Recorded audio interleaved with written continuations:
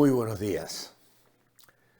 Espero hayáis disfrutado estos días de los pequeños vídeos del coro gospel en el concierto del domingo pasado en apoyo a la operación Niño de la Navidad. Estamos orando por un grupo de jóvenes de nuestra iglesia y de matrimonios que viajan a Madrid este fin de semana para colaborar en la organización y en la revisión de cada una de las cajas. El año pasado se enviaron 50.000 cajas desde España y cada una de ellas tiene que ser revisada, controlada, para que cada niño reciba exactamente la caja completa. Y esa es una tarea muy ardua y se necesitan muchas manos allí en Madrid. Y nuestros jóvenes y adolescentes van a estar el fin de semana trabajando arduamente allí. Así que hemos de orar para que el Señor les guarde, les bendiga, les lleve y les traiga con bien. Nuestra lectura esta mañana está en Marcos, capítulo 6, versículos 45 al 52. Inmediatamente ordenó a sus discípulos que entrasen en la barca y que precediéndole se dirigiesen a Betsaida, en la otra orilla, en tanto que él despedía a la multitud. Cuando los hubo despedido se fue al monte a orar. Al llegar la noche la barca estaba en medio del mar y Jesús solo en tierra. Pero cerca del amanecer, al verles remar con gran esfuerzo, porque el viento les era contrario, fue hacia ellos andando sobre el mar y como queriendo pasar de largo. Ellos al verle caminar sobre las aguas pensaron que era un fantasma y se pusieron a gritar, porque todos le vieron y se asustaron. Pero Jesús enseguida les habló diciendo: «Tened valor, soy yo, no temáis». A continuación subió a la barca. El viento se calmó. Los discípulos se sentían asombrados y se maravillaban. No habían entendido aún el milagro de los panes, porque sus corazones estaban endurecidos. Varios milagros intervinieron en este evento. Jesús anduvo sobre el agua. Pedro también caminó sobre el agua, cosa que Marcos no relata, pero que encontramos en Mateo capítulo 14, versículo 28. Jesús calmó la tormenta y al subir Jesús en el barco enseguida llegó a la otra orilla. Fue, por cierto, una noche de maravillas para los 12. Ahora, ¿por qué obligó Jesús a sus discípulos a alejarse?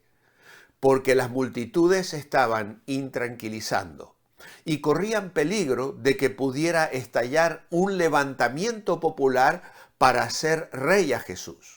Juan capítulo 6 lo explica perfectamente.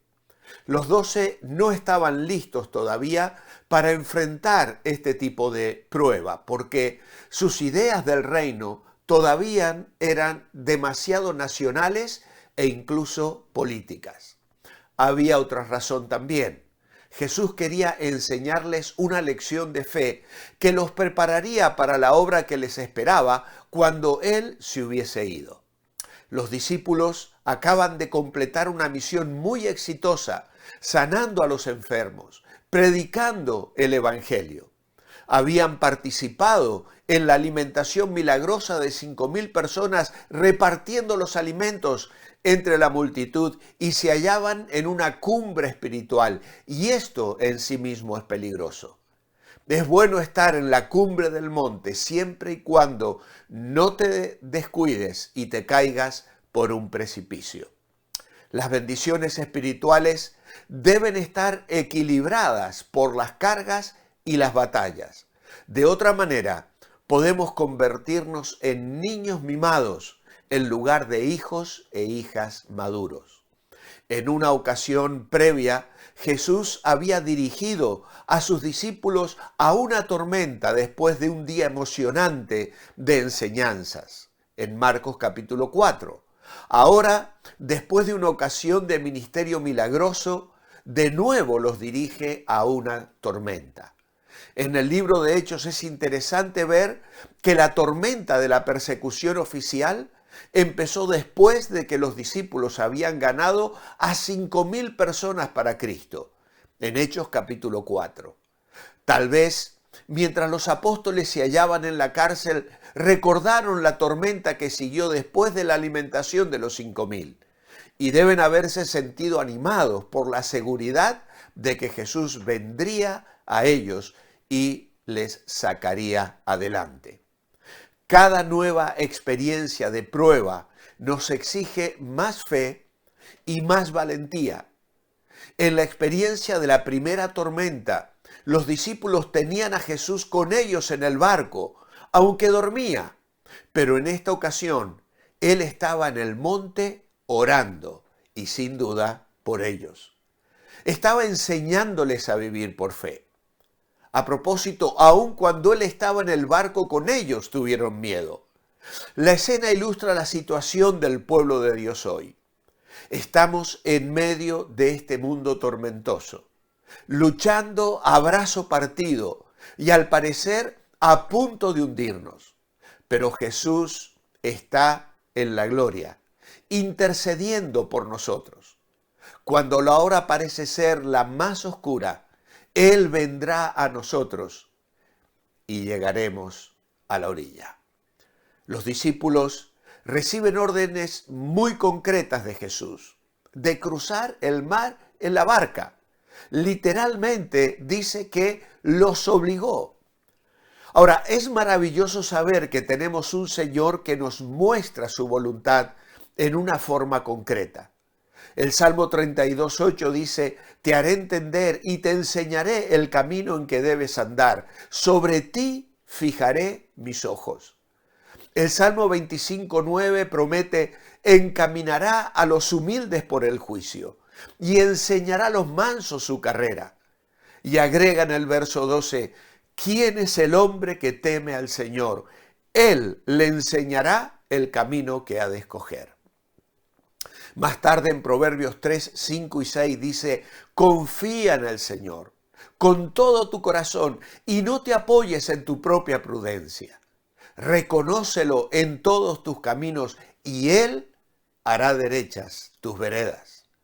En Juan 8:12, otra vez Jesús les habló diciendo, yo soy la luz del mundo.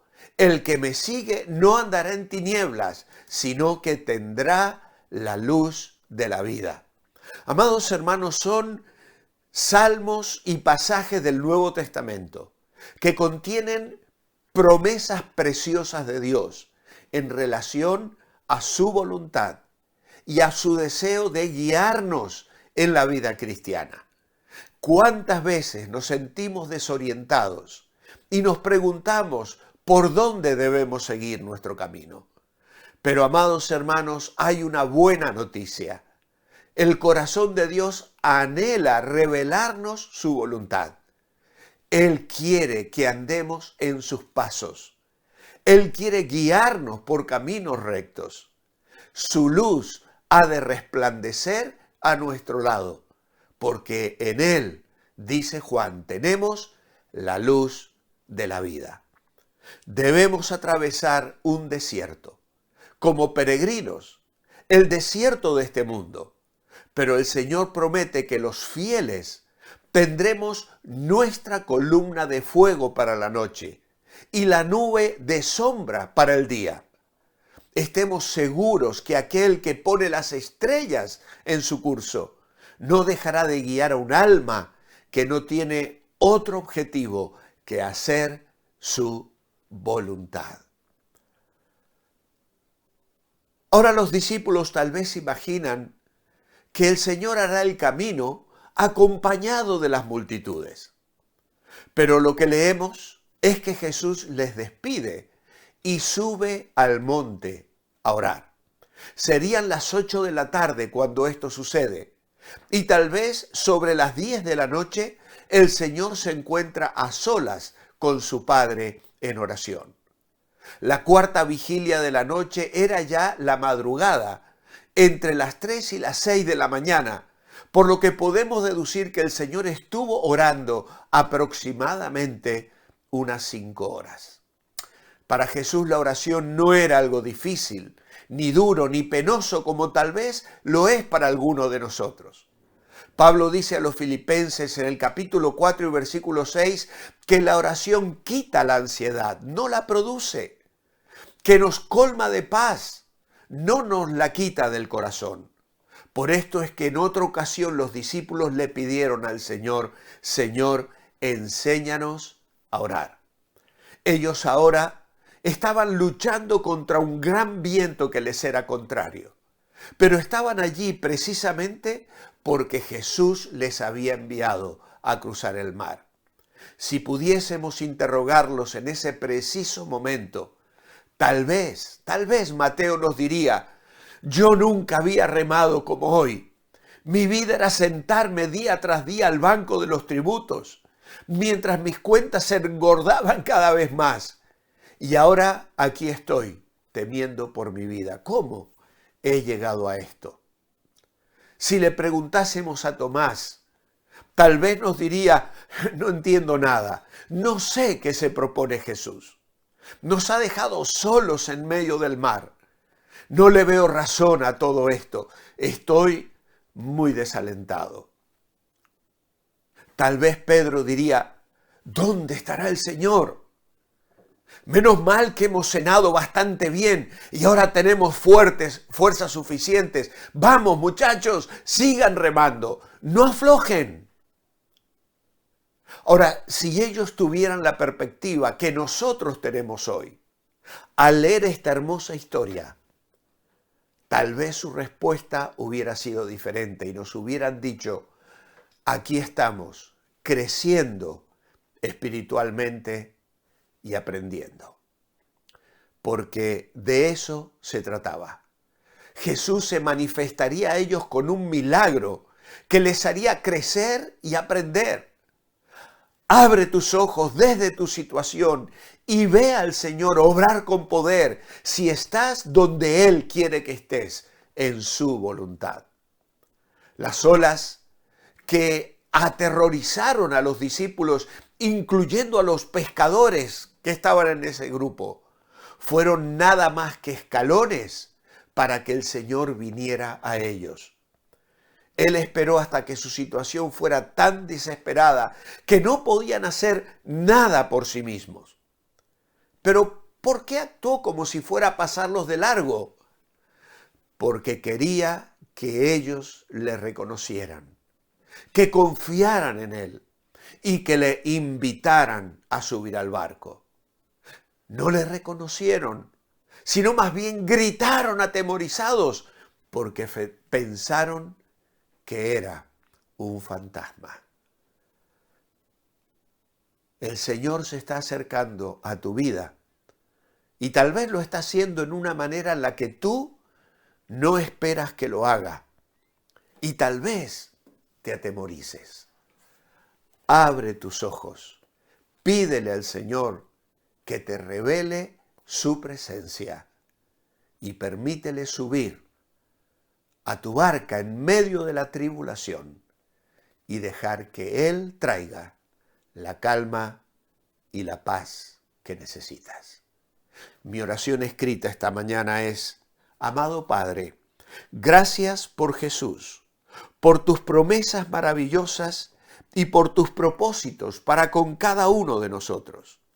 Queremos madurar espiritualmente y aprender de ti que eres bueno y fiel. En ti confiamos, en ti descansamos. Sube a nuestra barca, sé nuestra nube para el día y fuego que alumbre en la noche oscura. En tu nombre, amén. Amados, manteneos bendecibles. Y recordad que lo que os deleita, os dirige. Muy buenos días.